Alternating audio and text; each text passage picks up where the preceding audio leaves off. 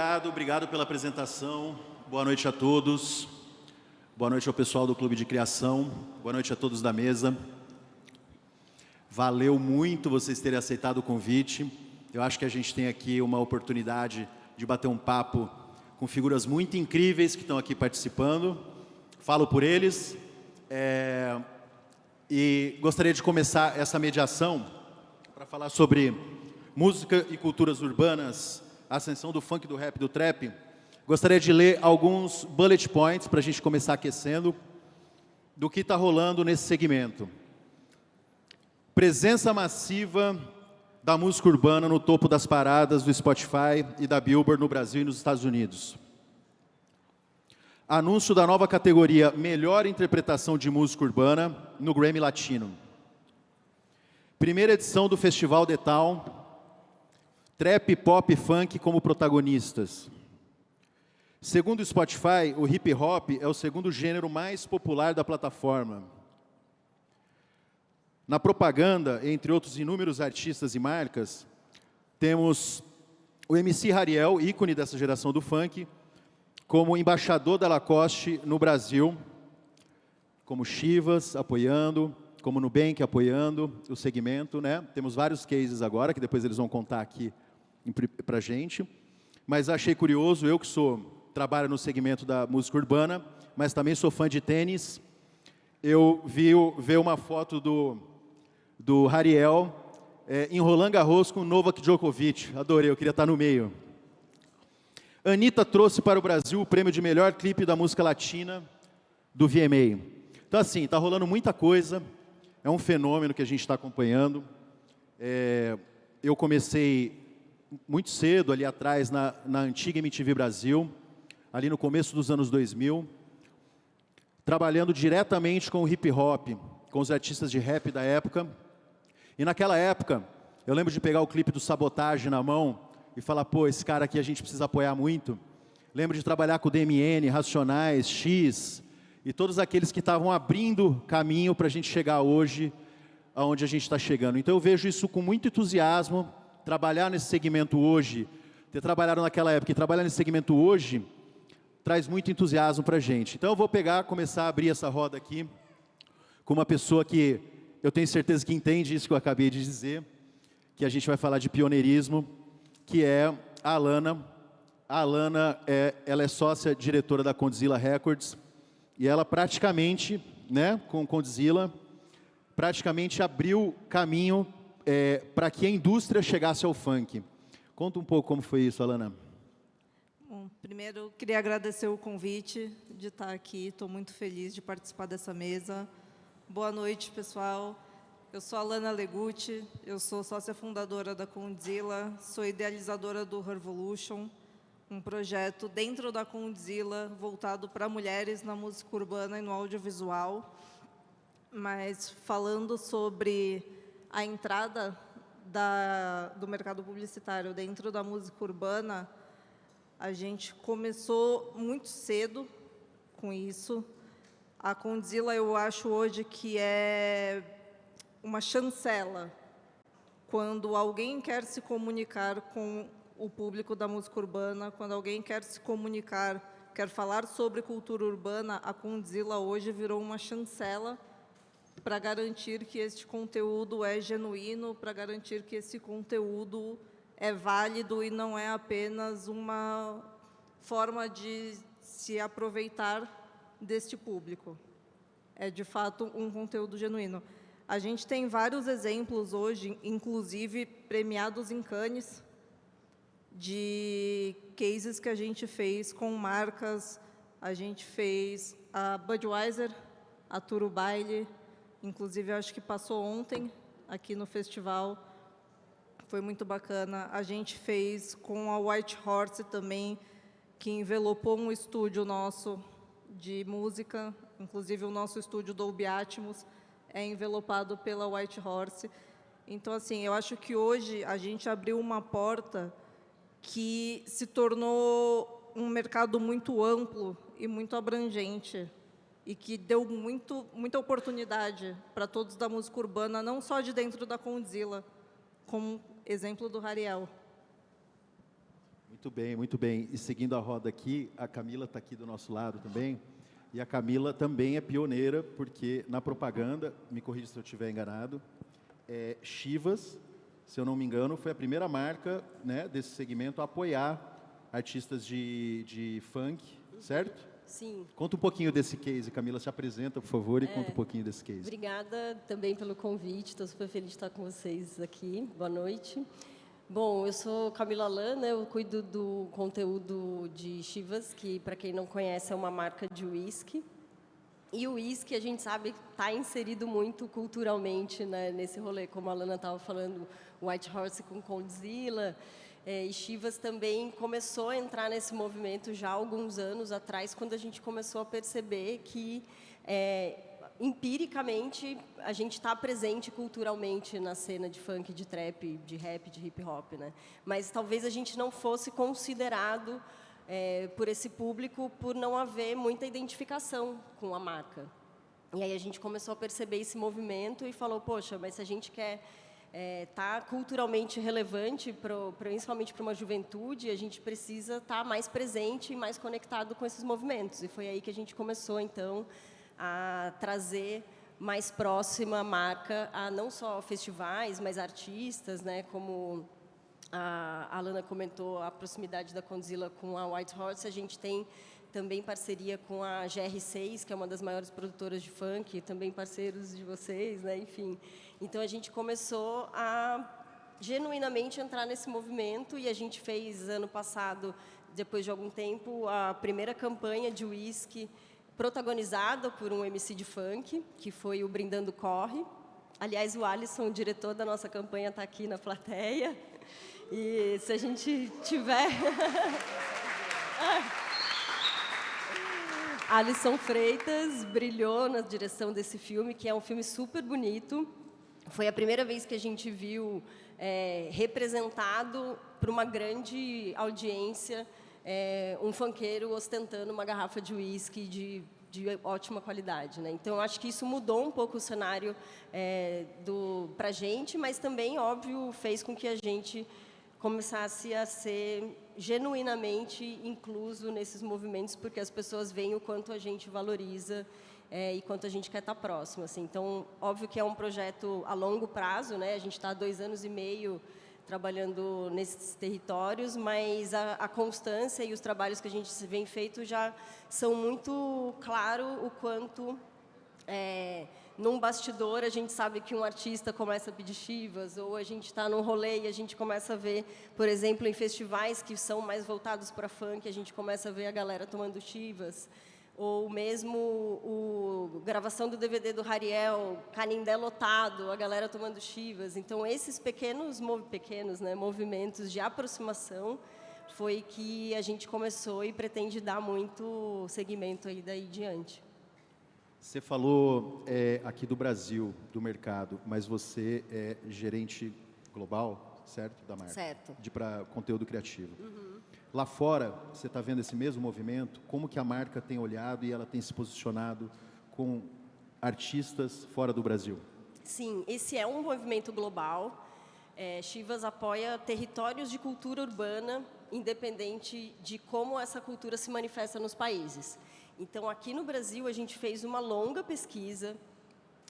Não é só empírico, né? A gente sabe que empiricamente a gente aprende muita coisa, mas a gente fez uma pesquisa para identificar quais territórios a gente queria entrar e localizamos esse posicionamento da marca, que é o I Rise, We Rise, que para português a gente traduziu como o seu sucesso é o sucesso dos seus. E nada mais genuíno do que, e nada mais brasileiro também, do que celebrar o sucesso com os seus, né? Então, a gente trouxe esse posicionamento para o Brasil, também focando dentro desse território de música urbana, onde a gente sabe que a ostentação, ou mesmo a celebração da abundância é muito presente, e principalmente a divisão, né, da gente querer celebrar com os nossos. Então, essa foi a maneira que a gente entendeu que, ok, existe esse posicionamento global, o mundo está olhando para as culturas urbanas de maneira geral, mas no Brasil é assim que a gente quer estar, e é assim que a gente quer representar e quer andar com essas pessoas, né? Porque eu acho que a marca escolhe as pessoas com quem ela quer andar baseado nos valores e no que a gente acredita em comum, né? E Chivas acredita muito no sucesso celebrado e principalmente nos novos caminhos de sucesso. E quando a gente fala de novos caminhos de sucesso, quem são essas pessoas que estão trilhando esses novos caminhos, né? O sucesso não é mais aquele cara, homem branco que chega do trabalho e toma o seu uísque sozinho e solitário. A gente quer o sucesso celebrado, a gente quer essa abundância, né? Celebrar essa abundância com os nossos. Então, eu acho que esse posicionamento que veio do global, a gente conseguiu trazer muito para esse território local, cultural, que, para mim, é muito importante. Assim, se não estiver conectado com a cultura e se não estiver genuinamente representado, não faz muito sentido. Assim. Então, acho que é um caminho que a gente está trilhando aí. Tá bom, eu tinha feito uma ordem aqui, mas eu me perdi um pouco porque acabaram posicionando as cadeiras assim, então eu vou seguir aqui para ir passando a bola. Vamos lá, Felipe, você tem alguns cases muito legais, né, dentro da propaganda, com alguns artistas incríveis do Brasil. Se eu não me engano, Nubank, com Emicida. Nubank com Emicida, sim. Bud. Bud com alguns. Bud a gente trabalhou. Bom, primeiro, oi, sou o Felipe. Sou da Warren Vou pedir para você se apresentar claro. E contar sobre esses cases, por favor. Não, legal. Sou o Felipe, sou da Warren Kennedy. Olá, todo mundo. Não enxergo muito quem está aqui, mas consegui enxergar a primeira fileira aqui. Eu venho trabalhando, acho que minha carreira inteira, com muitas marcas que sempre tiveram interesse de entrar, de discutir, de fomentar, né, a música, a cultura urbana. E acho que sim, assim, especialmente Budweiser, uma marca que eu comecei a trabalhar com eles em 2017. Eu lembro que a gente fez uma campanha em 2017 com o Rincon Sapiência. Ele estava para lançar um álbum novo e ainda existia uma dúvida, né? Assim, mas será? Eu lembro que o filme tinha o Rodrigo Santoro e o Rincon Sapiência. Assim. E aí, quando foi ao ar, todo mundo só falou do Rincon Sapiência. Aí foi uma surpresa para a marca. Eu falei, caramba, então tenho que apostar mais nisso, né? Que começaram a perceber. Acho que já sabiam muito da cultura, mas talvez faltava um pouco de informação. Talvez é mais nichado, e aí você percebe que não é, né? Que é super popular, que, enfim, que é onde eles deveriam estar mesmo. E, enfim, isso evoluiu bastante. Agora, eu toco a Budweiser globalmente, então a gente fez uma campanha com Anderson .Paak, depois a gente fez uma campanha agora com Lil Baby, na música da Copa do Mundo e tal, que depois virou Aturo Baile também. Então, são marcas que começaram a perceber o valor e a importância de estar incluído nisso. Nubank com Emicida, que é algo que vem antes da agência, já era um parceiro deles mesmo, né? A gente só trabalhou a campanha. Acho que Nike, você falou do Ariel, Djonga, a campanha de Copa do Mundo, a gente tinha todas essas celebridades, enfim. São marcas que entenderam o papel delas no mundo e entenderam que o mundo tem um papel dentro delas também, né? A gente sempre fala que a gente precisa encontrar a intersecção entre o mundo da marca e o mundo real, né? É lá que acontecem as coisas boas. Então, fazer parte desse universo hoje é uma premissa básica, né? Porque é onde as pessoas estão, é que elas consomem, enfim. Então, acho que não dá nem para chamar de tendência, é uma realidade, né? Já não é algo que está acontecendo aí, não, já aconteceu, as marcas já estão lá dentro. E eu acho que o que mais chama atenção quando a gente fala de música e cultura urbana é que mesmo as marcas, elas percebem que tem que existir um lado autoral, não é eu chegar e falar o que eu quero. Né? Então, quando a gente fala a música que a gente construiu com o Lil Baby, ele criou a letra inteira, né? A gente não escreveu nada. E é assim que tem que ser. Assim, se a gente quer algo genuíno, quer algo verdadeiro, acontece dessa forma e cabe a gente, na agência, conseguir mediar os interesses. Né? Mas isso vem acontecendo bem com essas marcas em especial e por isso estamos aqui. Né? Muito bem, muito bem. Você resumiu bastante, né? Tentei ser rápido aqui para dar espaço para os coleguinhas também. Porque eu acho que a história do Emicida com o Nubank foi muito legal, né? Foi. O Emicida já é um parceiro do Nubank, acho que já há alguns bons anos. E o que a gente fez foi trazer ele para a campanha principal, Master Brand mesmo, né? A gente fez uma campanha que era a história dele para falar sobre o Acredita, né? O Acreditar, que é um posicionamento do Nubank. E aí ele dentro de um ônibus, ele constrói, né, como aconteceu, como ele vendia, né, o LP dele nas ruas. E, enfim, ele vai contando sobre a crença, a autoconfiança que ele sempre teve nele próprio, como uma mensagem inspiradora para outras pessoas. Né? Então, sim, foi um trabalho super, super profundo, super completo. E foi uma campanha muito especial para a marca. Né? Então, a gente vai aprendendo ao longo das campanhas o valor, né, dessa construção e dessa parceria. O artista participa Ele senta nessa mesa para falar sobre a que direção está tomando ou não? Ele manda nessa mesa, né? A gente, não, assim, participa super. E eu acho que né, eu acho que do lado de lá também deve existir o entendimento de onde a gente tem que chegar. E normalmente entende, né? A gente está falando de pessoas muito inteligentes, cara, né? Quando a gente fala desses artistas, são pessoas muito capazes, enfim, letristas incríveis. Então, é meio fácil para eles, né, esse ofício, né? Então, normalmente a coisa chega sem muito estresse, né? Eles compreendem. A gente fez uma música para a Copa do Mundo, para a Nike, que a gente convidou uns artistas de grime, né? E assim, super verdadeiro. A gente não mentira, a gente mudou uma frase da música porque era bem eleição e a música dizia faz o L que o Hexa vende. Falou, aqui é um pouco demais, se a gente publicar isso vai dar ruim. E aí foi a única frase que a gente interferiu, mas o resto, enfim, grime verdadeiro, enfim. A gente sempre teve esse olhar de preservar a arte como ela é, entender que se a gente quer artistas desse calibre e né, com essa imagem, com essa representatividade, a gente tem que entender né, que, enfim, é sobre eles também, até mais. Então, sim, sentam na mesa, mandam na mesa e no final dá certo. Muito bem, muito bem. Flávio Saturnino, meu amigo Flávio Saturnino, quanto tempo que a gente se conhece. Tem tanta coisa para te perguntar que eu estava, enquanto estava chegando na sua vez, eu falei, por que eu pergunto para o Flávio, né? Porque Flávio sabe de tudo, né? O Flávio é o cara que ele é do Popline, que é um veículo importantíssimo hoje, né? Principalmente nesse segmento, né? De pop e o que a gente chama agora, o que a gente vê já esse segmento que muita gente está vendo como pop agora, a gente vê faz tempo, né, Flávio? O funk, o trap, o rap e tudo mais. E você tem esse olhar de mídia, né? Você enxerga, você está tete a tete ali todos os dias ligado à audiência e ao mesmo tempo ligado aos artistas, né? Porque isso que a gente fez a vida inteira, né? Que é relações artísticas, né? É entender muito esse outro lado, como o artista está olhando e tudo mais. Quais são as oportunidades que abrem, né? Você vê o The Town agora, por exemplo, a maneira que os artistas enxergaram aquilo, alguns usaram aquilo de uma maneira e outros simplesmente se apresentaram. Quais são as oportunidades? Eu sei que é muito generalista essa pergunta, mas as oportunidades se abrem também sob o ponto de vista da indústria musical, quando um segmento se torna líder de mercado ou está concorrendo com a liderança de mercado. Opa, boa tarde, pessoal. Bom, Caio, obrigado pelo convite. Estou super feliz, primeira vez aqui no Clube da Criação.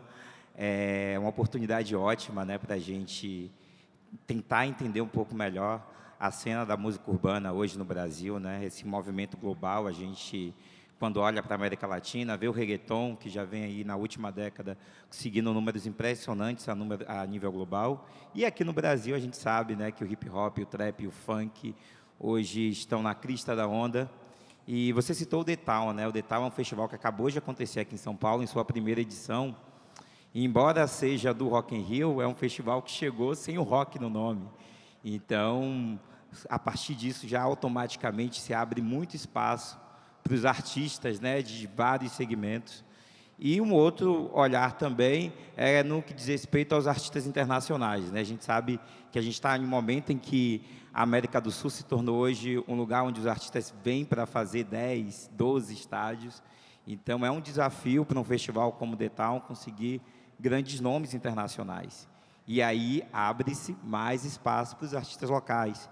E a gente viu, né, enfim, vários artistas usando o The Town como uma grande vitrine, não só para fazer um show inédito, mas também para chamar a atenção do mercado publicitário. Afinal de contas, a gente viu, né, a quantidade de marcas que estavam ali ativando no The Town e se apropriando daquele conteúdo, né? Um festival que é transmitido a nível nacional também.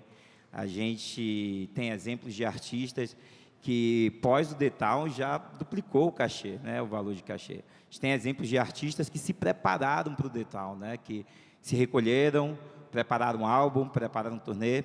Isso... Não precisamos falar da Luísa Sonza, né? Não. Nem pensei nela, tá falando. Temos outros exemplos. Bom, então a gente vê que esse momento, né, você trouxe muito bem colocado o exemplo de The Town, que é um festival vitrine onde os artistas que vêm da cena urbana, que é do underground, têm ali uma oportunidade de vitrine muito valiosa, que o que ele fizer ali vai ser disruptivo não só para a carreira dele, mas também para toda a pirâmide. Afinal de contas, já tem Lollapalooza, que tem o mesmo peso, ano que vem tem Rock in Rio, e a gente tem um país gigantesco que está consumindo essa cena, e a gente sabe que o fã que não pôde vir para o The Town, que não pode vir para o Lola, está lá na cidade dele assistindo, consumindo aquele artista, e também quer ter essa experiência de ao vivo. Então, como mídia, né, como veículo, e tendo ali, né, um evento que começa a meio-dia e vai até a madrugada, com dezenas de shows, dezenas de conteúdo para cobrir, a gente sabe a importância do artista se preparar para gerar esse conteúdo e conseguir deter a atenção do fã e também do mercado publicitário. Muito bem, muito bem. Fala, João. Vamos dar um teste aqui. Aí foi. Ei, teste. Testando. Cara João da gravadora Assis, já, né? João Assis, obrigado por ter vindo, obrigado por ter aceitado o convite. Você é o cara agora que pode falar, ajudar a gente bastante sob o ponto de vista desse mercado já muito conectado, já dentro da música, dentro do mercado fonográfico. Você é o cara que é o manager de música urbana da Universal Music. Para quem não conhece, obviamente todos aqui conhecem a Universal Music, mas um detalhe é que a Universal Music é a maior gravadora do mundo. E no Brasil, a gente conhece o casting da Universal, e é um casting muito popular, né, de liderança de charts e tudo mais, com artistas como Léo Santana, Simone Mendes, muitos sertanejos. E quando foi que uma gravadora desse tamanho parou, olhou e falou, pô, a gente tem lá fora, mas aqui no Brasil está na hora da gente investir nisso? Boa noite, pessoal. Eu sou o João Assis, prazer. Mais especificamente em junho do ano passado, quando eu entrei. Então, assim, faz 1 ano e 1 mês que eu estou nessa empreitada na Universal Music, a convite da presidência da gravadora.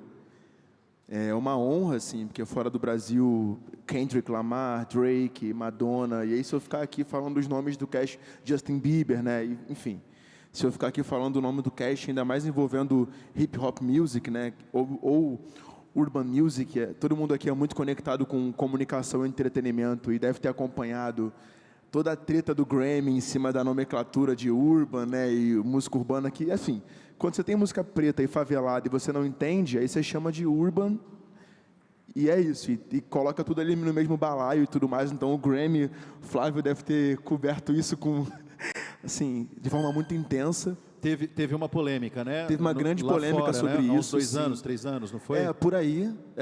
Não me lembro agora exatamente qual artista que puxou. The Weeknd. Isso, exatamente, foi o The Weeknd. Assim, ali no bastidor do rap, né, a gente já sabia que o Puff Daddy, o Jay-Z, já tinha uma galera que já tinha um descontentamento com isso. E aí, enfim, o The Weeknd, como top 1 global, puxou isso, né, e aí isso virou um grande escândalo e tal. Até em cima do nome de algumas premiações, né? Você tem ali o disco do ano, o artista do ano, o melhor artista de R&B, o melhor artista de rap. Não, você fez um disco Kendrick e já fez pelo menos uns 2 discos dignos de álbum do ano, né? Enfim, isso é uma grande polêmica. E voltando para a nossa conversa. No meio do ano passado, a Universal, até com um certo delay, se comparada com as companheiras de indústria, se voltou para isso e eu recebi esse convite para tocar essa empreitada. De lá para cá, muitas coisas mudaram dentro da Universal, não só no A&R, não só no artístico. Outros colegas foram incorporados à companhia, jovens, assim como eu também, no marketing, no comercial, porque assim, não adianta nada o A&R trazer o artista, pensar um disco incrível e o resto da companhia não conseguir trabalhar por questões de epistemologia mesmo, de vivência, de consumo, né? Claramente você tem colegas lá que têm muito mais tempo de companhia, que cresceram, gostam muito de sertanejo, gostam muito de samba, de pagode, que também são músicas oriundas da rua, de cultura periférica, né? E eles acabam trazendo isso para dentro da companhia, porque no fim das contas é sobre recurso humano, gente. É sobre as pessoas que estão ali, é sobre quem toma a decisão. Então, assim, acho que eu fui o início disso, mas não sou o único. Outros colegas estão entrando na companhia para poder renovar esse casting. A gente trouxe alguns nomes para a gravadora Abuda, que é uma artista de R&B pop, que já participou de algumas poesias acústicas, assim. É uma menina muito especial, com uma voz muito doce, muito incrível. Eu sou suspeito para falar, mas gosto muito do trabalho dela. A gente trouxe o Derek também, que aqui em São Paulo é um trapper muito forte, muito conhecido aqui. Que também foi um dos pioneiros do grupo Recai de Mob, que foi o primeiro grupo de trap a passar de 100 milhões de views no YouTube. Então, assim, quando ele fala para mim que ele trouxe o trap para o Brasil, quem sou eu para falar para ele que não? Assim, porque, de fato, o grupo que ele criou foi o primeiro grupo a passar de 100 milhões de views no YouTube, que é muita coisa. Isso são números, assim, que artistas pop já falam com mais tranquilidade, porque é mais comum para eles baterem esses números, mas para um artista de rap, de trap, isso é mais difícil. Então, faz mais ou menos esse tempo que a Universal aqui no Brasil se virou para isso. Fora do Brasil, isso não é novidade. Aqui na América Latina, Bad Bunny, J Balvin, assim, a galera do reggaeton, trazendo a frase que o colega aqui, Flávio, trouxe para cá, para a mesa. E é isso. Eu acho que é um caminho global, natural, como as colegas disseram aqui também. Que bom que a Universal está olhando para isso. Não acredito que seja um favor. Eu acho que isso deveria ter acontecido há mais tempo, não só na Universal, mas em outras marcas também. O Brasil tem uma resistência ainda por questões históricas, questões étnico-raciais, questões de classe social. O Brasil tem um histórico que dificulta um pouco a aceleração do processo do gênero, mas eu acho que é uma questão de geração também. As gerações estão passando, as pessoas estão ficando com a mente mais fresh. Pelo menos eu sou um cara um pouco positivista em relação a isso. Eu acho que as pessoas... A minha filha está aqui na plateia Galáxia, 7 meses de idade. Talvez quando ela tiver 18 anos, ela vai falar sobre questões que a gente tem dificuldade para poder conversar hoje. Eu espero que você fale, filha, quando você tiver 18 anos, disso com mais facilidade. Mas é isso, acho muito que bom. Por aí. Muito bom, muito bom. Viva a filhinha! Obrigado. Linda, linda. A Galáxia, né? Galáxia. Primeiro nome registrado, Primeira Galáxia no Galáxia, Brasil. nome próprio no Brasil. Ficou 18 dias sem nome, porque não queriam me deixar colocar esse nome na minha filha. E aí, toma advogado, caralho. E hoje Galáxia está entre nós. Filha de artista. É interessante você falando, porque quando a gente fez a Canguru Records, recentemente, há um mês atrás... Com a Universal Music. Com a Universal Music, a ideia era a gente trazer, dentro desse segmento que a gente viu crescer, está vendo se profissionalizar e está vendo já virou mainstream. Então a nossa ideia ali era criar, não trazer só os artistas, mas também criar projetos especiais, trazendo música para diferentes áreas do entretenimento, né? Moda, esporte, e projetos como a gente fez ontem aqui no palco da Mugshot, e como esse que a gente está fazendo aqui, propondo essas discussões. E o que a gente queria fazer? Trazer as melhores práticas de mercado para esse segmento, que eu sinto ainda que, cresceu, chegamos, agora vamos fazer bonito, né? Você sente, João, ainda que você está nos lugares, você está nos estúdios, você está nos shows, você está nas ruas. Você sente ainda que essa galera, que é um segmento essencialmente independente, que agora ele começa a entrar na indústria, essencialmente periférico, como que eles enxergam uma grande gravadora, quando a indústria chega até eles, que no caso é você, bate na porta deles, eles ficam felizes, eles desconfiam de você? Cara, esse talvez seja, talvez não, com certeza esse é o maior desafio da minha carreira de gerente artístico dentro da Universal. As majors, né, dar nomes aos bois, Universal, Sony, Warner Music, tudo que tem coisa de cinema lá fora do país, né? Warner Bros, Warner Music, Universal Music, Universal. Então, assim, o histórico é um histórico de desconfiança em cima dessas empresas, assim. Enfim, por conta dos anos 90 ali, algumas práticas da indústria que eram de fato bem vorazes, assim. E aí, quando eu chego para conversar com artistas que, inclusive, eram meus amigos, antes de eu entrar para a Universal, a galera já fala, pô, mano, e aí, você vai roubar minha alma? Quer que eu assine com os Illuminati? Eu falei, mano, não é assim que funciona. O Jay-Z é Illuminati, o Kendrick também. Você quer que eu assine um pacto? Não, você não vai assinar nada.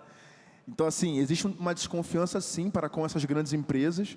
Eu sinto um pouco dessa resistência, é uma dificuldade, mas é um trabalho de educação mútua da Universal, das empresas com os artistas, e também um trabalho de educação. Agora, eu acho que tudo começa nela, né? Na educação. Uma educação, ao mesmo tempo que essas empresas não sabem muito bem como trabalhar esses artistas, eles também não sabem como funciona uma dinâmica dentro de uma gravadora desse tamanho, e estão começando a aprender. E também estão começando a se profissionalizar internamente, com suas equipes. Eu não tiro a equipe de ninguém. Você tem um produtor, você tem um diretor de vídeo, tem um produtor musical que trabalhava com você antes da Universal Music, é ele que eu vou pagar para continuar trabalhando com você. Então, assim, mas é isso, eu seguro uma responsabilidade de estar ali ajudando, porque às vezes é um cara que nunca fez um clipe com um orçamento que a gente está disponibilizando, que já é maior, as pessoas cobram mais caro quando estão com uma gravadora assim, isso é uma questão cultural de mercado. Às vezes o cara ainda está em formação, ou a informação dele é do corre, tá ligado? O cara está ali porque ele viu no YouTube, ele aprendeu, ele viu uma técnica, ele viu no Photoshop e ele está fazendo. Só que aí para exportar no padrão que a Universal pede, ele não sabe exportar. Então tem questões que são técnicas. Então assim, acho que o mercado está se profissionalizando.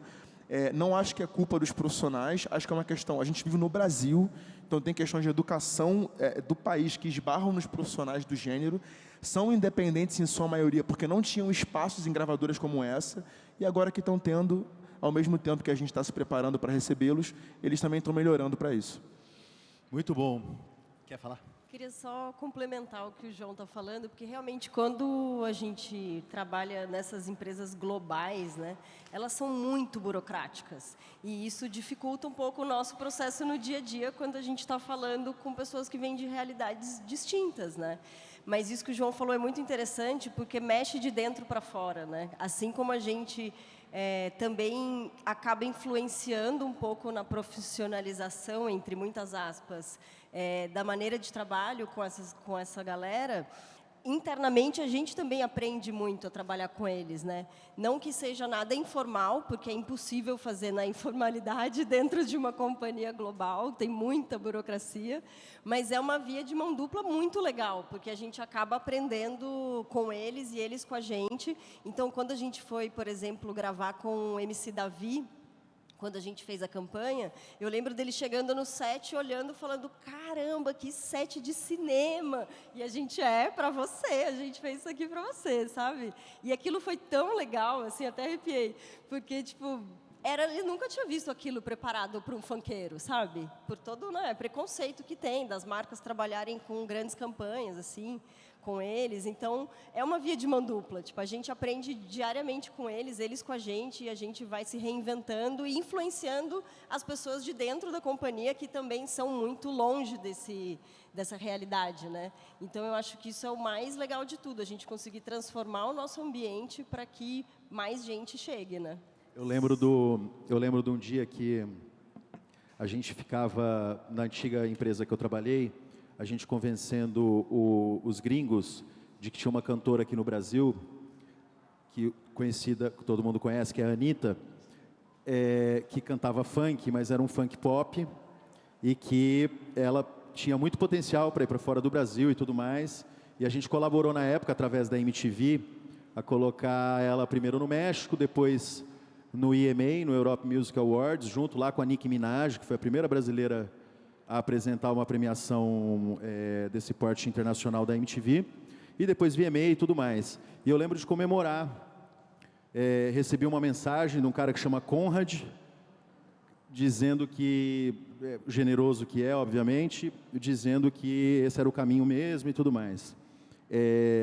Então, pegando nesse gancho, Alana, vocês que desbravaram esse negócio do funk, vocês que abriram para o mundo isso aí, onde que vai parar o funk?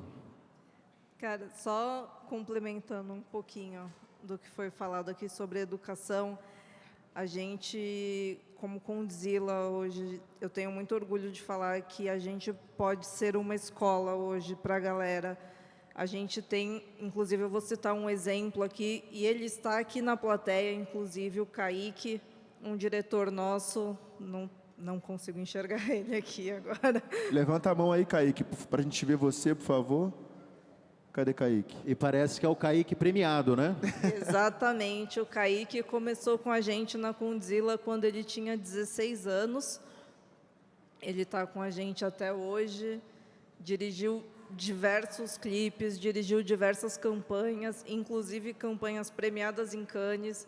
Acabou de dirigir agora também o comercial do Prêmio LED, com o MC Kekel e a Larissa Luz. Então, assim, eu tenho muito orgulho de falar que hoje a Condzilla tem a possibilidade de ser essa escola para a galera da quebrada. A gente tem a oportunidade de abrir essa porta, de receber essa molecada que está começando ou que, sei lá, aprendeu mexendo no celular, aprendeu a editar no celular, aprendeu a produzir música no celular, e a gente dá essas ferramentas para essa molecada se profissionalizar, aprender a editar de maneira profissional, aprender a produzir de maneira profissional e tá aí conquistando o mundo.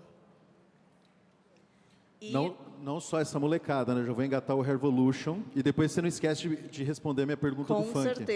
Com certeza. O Revolution também para as mulheres, né? Para as mulheres também. Inclusive, no Revolution, a gente fez um programa de TV, numa rede de TV aberta. A gente ficou 3 temporadas no ar com o Revolution, falando sobre a cultura urbana, falando sobre diversidade voltado para mulheres, inspirado em mulheres, contando a história de mulheres. E dentro do programa de TV, a gente fez um reality show para encontrar produtoras musicais mulheres da música urbana. Porque era uma dificuldade que eu estava tendo dentro do projeto Revolution. E eu sabia que elas existiam, eu sabia que elas estavam em algum lugar, e eu não encontrava elas, eu não via espaço para elas. E eu falei, vamos fazer um reality, então, que a gente vai achar essas meninas. A gente fez um reality show, a gente encontrou 5 produtoras musicais maravilhosas. A gente teve uma vencedora e, até hoje, a gente faz alguns trabalhos paralelos com todas elas, não apenas com a vencedora do programa, até com as juradas, inclusive. Agora, falando sobre onde o funk vai parar, não vai parar. Muito bom. Não vai parar, e eu acho que o futuro do funk, da música urbana, da música eletrônica de favela, como preferirem chamar, é exatamente essa questão do se profissionalizar, essa questão do estudar, essa questão de pesquisar gêneros novos, de pesquisar artistas novos, de misturar. O funk vai com tudo, o funk entra em todas as batidas, o funk combina com todos os ritmos e dá uma vida nova para todas as músicas, todos os remixes que vocês escutarem, que tiver um funk no meio, você fala, cara... E é um produto foda. brasileiro, né? E é um produto brasileiro, 100%. Então, eu acho que o futuro do funk é esse, a gente tem que se apropriar disso, a gente tem que assumir esse filho, tem que pegar no colo e profissionalizar dentro de casa, bota a galera para estudar, apresenta novos gêneros, apresenta novos artistas, vamos fazer mistura diferente, vamos pegar um artista de um gênero, colocar junto com o funk, vamos criar gêneros novos, tá tudo na nossa mão. A gente tem tudo para fazer acontecer. Ô Felipe, quando a gente conversou outro dia, a gente começou um papo, eu falei, não, vamos parar aqui e a gente conversa lá no palco. Que é, eu te contei da Isa Isaac Silva, que é aquela estilista brasileira, que ela sentou comigo e a gente estava pensando num projeto de música e moda, e a primeira coisa que ela me falou foi, não existe criatividade sem música. Ela falou, eu crio ouvindo música, eu desenho ouvindo música, uma pessoa que está construindo essa sala, ela está ouvindo música. Fala um pouco sobre música e criatividade, obviamente, sob o ponto de vista, né, inserido num contexto em que você está presente. Ela está certa, né? Começa por aí. Não, eu acho que, especialmente quando a gente fala de criação, de roteiro, né, quando a gente pensa na música como elemento criativo, a música, eu sempre digo isso, né? A música é sobre o que você quer fazer a pessoa sentir, né? A música não precisa nascer como uma mensagem, né, de uma história, mas ela precisa nascer sobre o que você quer que a pessoa sinta. A partir da música, você define um pouco o sentimento e o tom de voz que você está falando, que é diferente de quando a gente fala sobre o uso de personalidades, né? Porque aí não é só a música, aí é a imagem, é o que ela representa, é a comunhão de valores, enfim, tudo aquilo que, né, aquele bolo que você forma quando você pensa no uso de alguma personalidade em um comercial. Mas quando a gente fala só de música mesmo, para mim, sempre parte do princípio de que é o que você quer que a pessoa sinta, né? Então, muitas vezes a gente tem uma conversa com um cliente, que a gente traz uma recomendação de trilha, e fala, pô, mas isso é antigo, né? Meu público é jovem, não tem nada a ver com ser antigo ou novo. A pessoa sente da mesma forma. Quando você está no cinema e começa uma trilha clássica, você sente isso, independente dela ser da sua geração ou de você consumir isso no seu Spotify. Então, a música ela é parte dessa composição do trabalho criativo, né? Já quando entra, mais uma vez, com as celebridades e com o uso de uma personalidade, é um outro sentido. Não é só sobre a música nesse momento. É também, a música é o que trouxe essa pessoa até aqui, mas não necessariamente sobre a música como sentimento, né? Também sobre o que essa pessoa representa. Muito bem, muito bem. Eu vou pular para o Flávio, já volto para a Camila e vamos para o João. Flávio, você estava falando para mim da história de assim, o artista necessariamente ele precisa ser o fio condutor, ele precisa ser não só o fio condutor, mas o criador das ideias para que elas batam lá na frente e convençam alguém, né?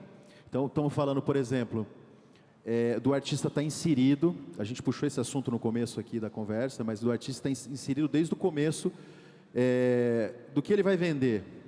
Porque hoje o artista ele é a própria mídia, né? E mesmo se ele, ainda sendo mídia, com suas redes sociais e os seus perfis todos bombados, ele precisa ser aquilo de verdade.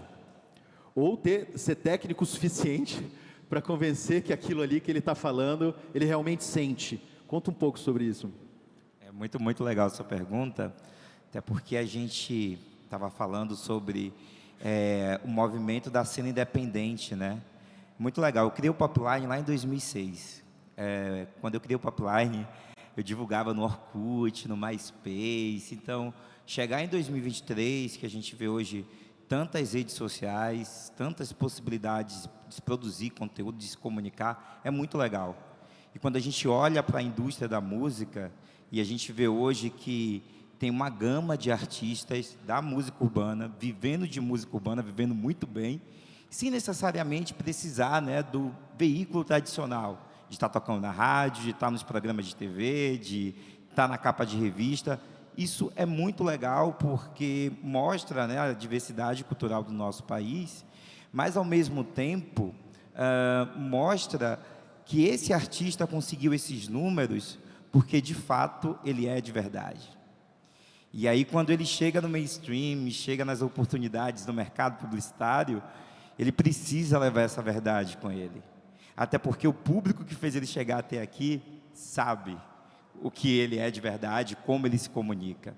Então, quando a gente vê algum tipo de conteúdo publicitário de um artista que não é tão orgânico, que aparenta ser artificial, isso com certeza reflete no alcance que esse conteúdo vai ter, né? Quando a gente olha o artista como mídia, olha o artista ali como um refém, né, dos algoritmos das redes sociais hoje, e também do próprio público, que é impactado pelo aquele conteúdo e que precisa gerar algum tipo de conversão.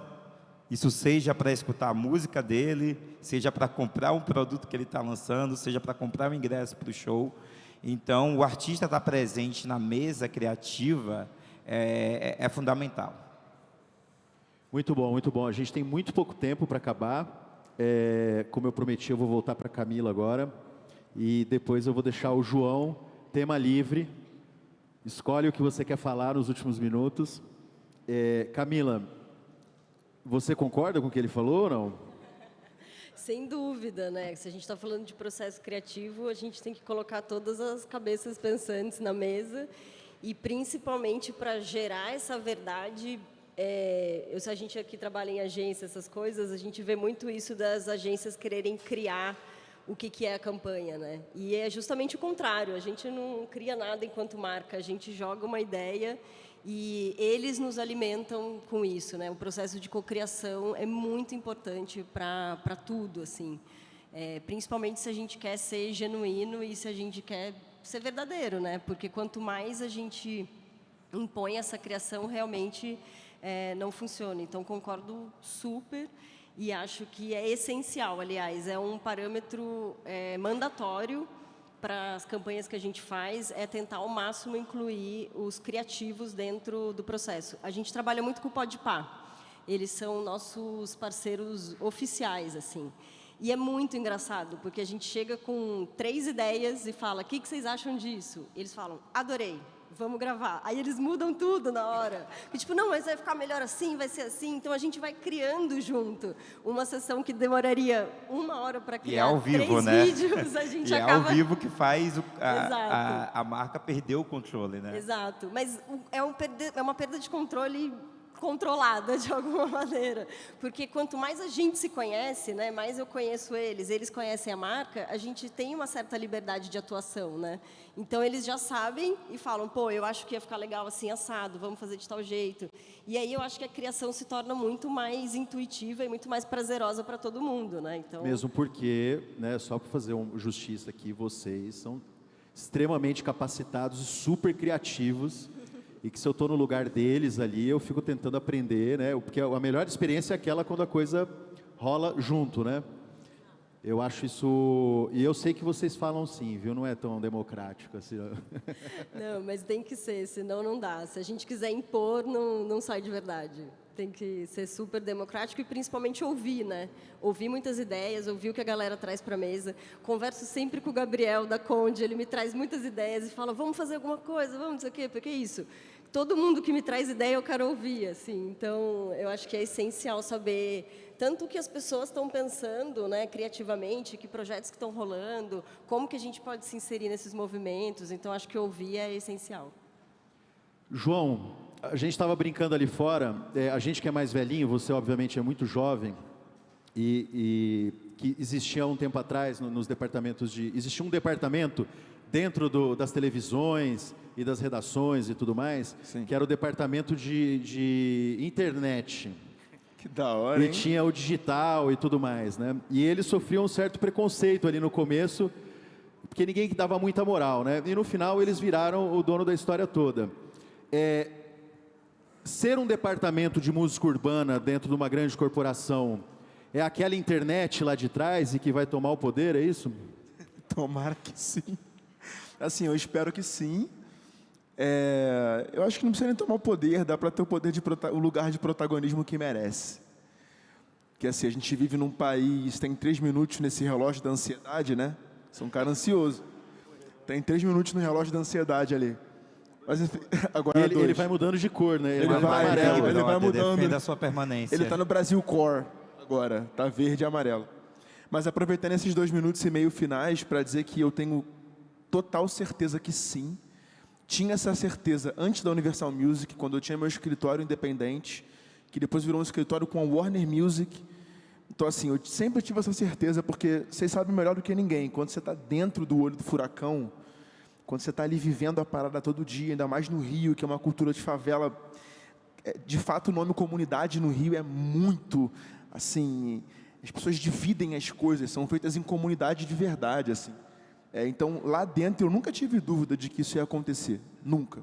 É uma surpresa, confesso, imaginei que fosse rolar daqui a uns 10 anos, assim, não imaginei que estaria rolando hoje, nem na universidade, no meio de várias pesquisas ali, né? Teve uma moça num painel de cidades inteligentes que falou o KLJ hoje à tarde, acho que o nome dela é Susana Martielli, que ela é italiana, né? Martielli.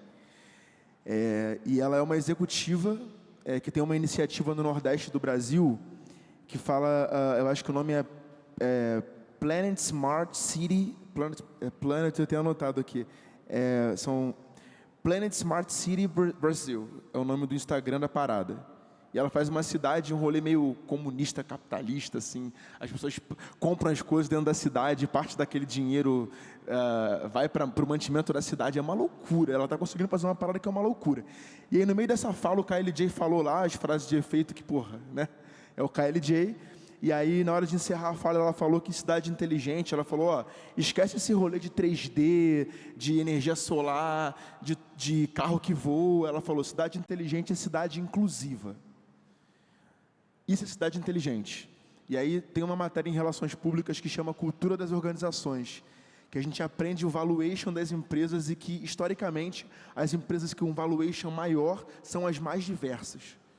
E aí eu vou usar a frase da Susana e vou usar esse estúdio de relações públicas para falar sobre pessoas pretas, pessoas indígenas e pessoas diversas em espaços de tomada de decisão dentro do entretenimento e da música no Brasil.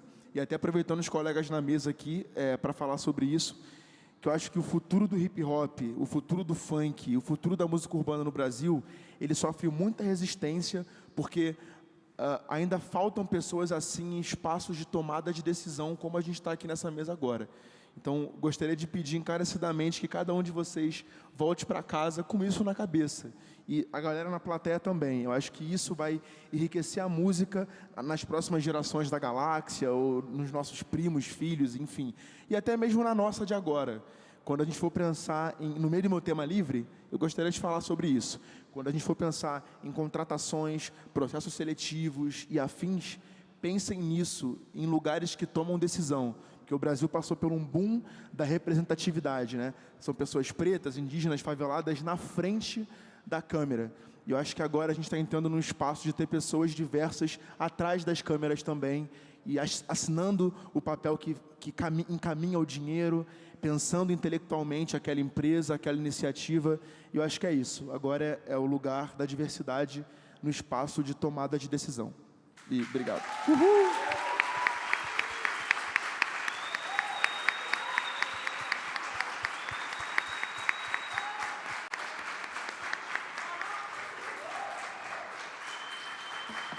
João, obrigado. Melhor maneira de encerrar. Obrigado a todos que vieram aqui, todos os participantes da mesa, ao Clube de Criação. Um abraço a todos e voltem bem para suas casas.